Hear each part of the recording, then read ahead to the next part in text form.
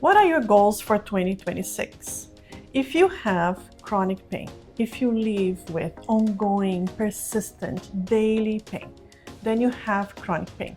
You may have some goals for 2026, don't you?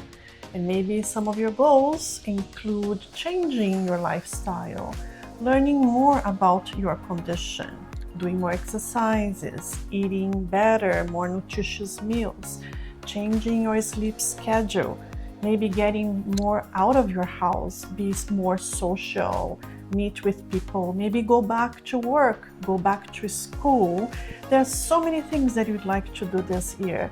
And maybe you are a person who has been living with chronic pain for so many years, and then your life is kind of stopped, on hold, and you are waiting until all your pains disappear and you get better for you to start living. If that's you, then this video is for you. I am Dr. Andrea Furlan, and I treat people who have chronic pain. And I have seen many people like you, people who are on hold, people who just stopped doing the things that they enjoy the most, people who stopped living. And I think it is possible. I've seen over and over again people taking charge of their lives and living to the fullest. Conquering chronic pain means that even if your pain is still there, you can have a good quality of life if you change some things in your life. But this depends on you. Me as a doctor, I can prescribe medications, I can do injections, order nerve blocks, order more tests, but I can't do the things that only you can do. And these things involve changes in your life, in your lifestyle. Sometimes it is quit smoking, reducing the amount of alcohol you're drinking. Sometimes it's even starting to walk a little bit more. So if you don't know where to start, I know some people, they say, well, but it's hard. But you have been like this for so many years, maybe decades. I know people who have been on hold for 10, 20, 30 years. If you don't know where to start, I have some ideas for you. I put in a book, actually 2 books, everything that I know and everything that I know can help you. My first book is the 8 Steps to Conquer Chronic Pain. And with this book, you can learn everything you need to conquer your chronic pain. I talk about lifestyle, I talk about sleep, I give examples, I talk about case studies. This is what you need to change your life. So why don't you get this book and start reading in 2026 to change your life?